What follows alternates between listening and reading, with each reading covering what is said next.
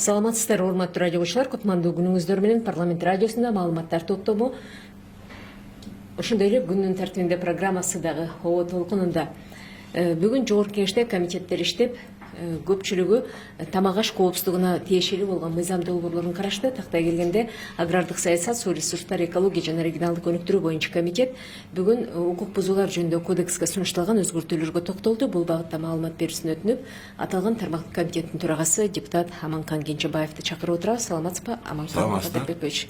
Ушул мыйзамдын маанисине токтолсоңуз, комитет колдодубу, колдогон жокпу? Бүгүн экинчи маселе кылып укук бузуулар боюнча мыйзамды караганбыз. Бул экинчи окууда болчу. Биринчи окууда биз концепциясын колдоп бергенбиз. Ал эми ошондо көп депутаттардан сунуш келип түшүптүр.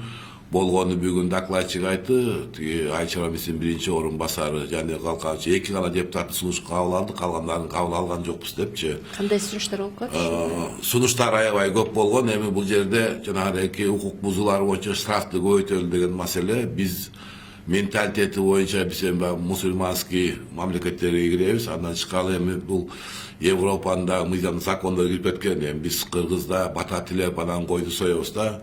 А бул жерде жанагы бойнуңар алып келип сойгула деген маселелер бар, башка маселелер бар. Ошон үчүн бүгүн кызуу талкуу болду. Анан Нурбек Кариевич Алимбеков сунуш киргизип, бул маселени күн тартибине алып, кайра карап келүү боюнча сунуш берди. Андан тышкары Султанбай Абдашев да өзүнүн сунушун берди. Ушуга жараша планын дагы чогуу жасап келгиле деген. Ошон үчүн бүгүн күн тартибине алып, анан муну кайра кароого жибердик да. Болбосо жанагындай көпчүлүк эл канча малдан өйдө сойгондо ушундай мал союучу жайга кайрылууга туура келет деген талап. Эми бүгүн комитеттин мүчөлөрү балбазарыбызды ачык айтып кетпедиби? Бүгүнкү күндө баягы мамлекеттик бюджетти толтурабыз деп эле ишкерлерди же болбосо биздин дыйкандарды кыйнай бергенде болбойт. Биз элди дагы же биздин дыйкан чарбаларды колдошубуз керек. Анткени бүгүнкү күндө айыл чарба продукциясын берип аткан, азык түлүк коопсуз сактап аткан биздин дыйкан чарбалар. Биз ошолорго кичине условия түзүп берели, болгон жардамыбызды берели, биринчи кылып берип туруп андан кийин сурайлы деген маселени бүгүн депутаттар көтөрдү.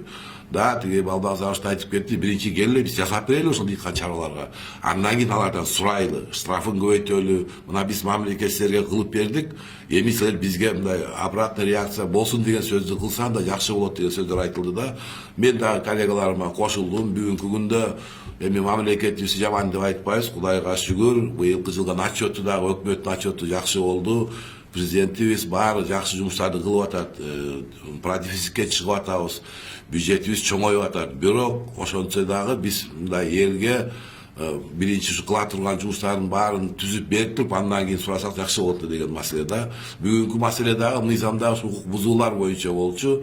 Ошол жерде штрафты көбөйтүү боюнча биз аны кабыл алган жокпуз. Эгер чындап эле жанагындай мал союучу жайларга кайрыла турган болсо, ошондой жайларыбыз республика боюнча жетиштүү же кандай экен? Жетишсиз, бүгүнкү күндө 110 деп атат. Эми бүгүн дагы мына сурап болбоду, эсеби тиги бир бойняга эми ушу мал союучу жерге ошол бир централизован ошол госко таянган мал союучу жерге алып келиш керек экен. Ал жерге 60-70 км айылдан алып келип болбойт да. Ал ошон үчүн транспорт расходу кошулат экен. Андан кийин аны алып келгенден кийин этти сойгондон кийин аны кайра ушу базарга алып келиш керек. Бүгүнкү күндө малдын баасы 400 сом болсо, ал автоматически 200-300 сомго эт кымбаттап кетет экен. Биз ошону кымбаттатпаш үчүн ушул жана укук бузууларды бүгүн ошол кабыл алган жокпуз. Буну доработать этип, бир жакшылап изилдеп туруп андан кийин кайра ошо алып чыгабыз да жыйынга. Бул эми жеке жарандардын дагы мал союшу кирип кетип атат да, мындай айткандачы талкууда. Анан экспортко чыга турган малдардын эттери да бар. Биз канчалык деңгээлде ушул экспортду колго алып атабыз? Мисалы азыр балыкчыда, дагы башка жерлерде атайын мал союучу комбинаттар, эт комбинаттары дагы иштеп баштады деп айтышат да. 110 мал союучу Кыргызстан боюнча азыр ошол лицензияларын алды, алар иштеп атат. Эми андан тышкары дагы көп мал союучу жерлерибиз бар. Стандартка жетпеген, жакпаган мал союучу жерлер бар да. Ошолордун баарын түзгө салуу үчүн бул мыйзам жасалган. Негизинен өкмөттүн кылган мыйзамы жакшы эле. Булар ошолорду бир тартипке алып келели деп аткан биринчи мыйзам. Экинчи маселеси, биз ээстин мүчөсү болгондон кийин бизден дагы сурап атат да. Ошонун баарын тартипке алып келебиз деген. Бирок бул жерде биздин Айчара министрлигинин бир гана ошибкасы, бул кыргыздын менталитетин карап коюш керек болчу да. Жалаң эле биз эми ээстин болсо же донорлордун айтканын кылбайбыз, биз еще өзүбүздүн менталитетибиз менен чыгарган мыйзамдарыбыз бар. Ошону гана эске алуу менен жана сиз сураган мал сой, үйдө мал союуга мунун тиешеси жок. Бул коммерческий союлган малдарга болчу мыйзам. Ошо жана сыртка чыккан боюнча, анан жана тойлордо өткөзгөндөр боюнча, ошон үчүн бул мыйзам жекеге кирген эмес. Бул коммерческий союл. Ошондой болсо дагы мына биз бүгүн чечимди ушундай кабыл алдык, кайра артка кайрып, положение планы менен бүт жазып анан кайра карап чыгалып деп атабыз да.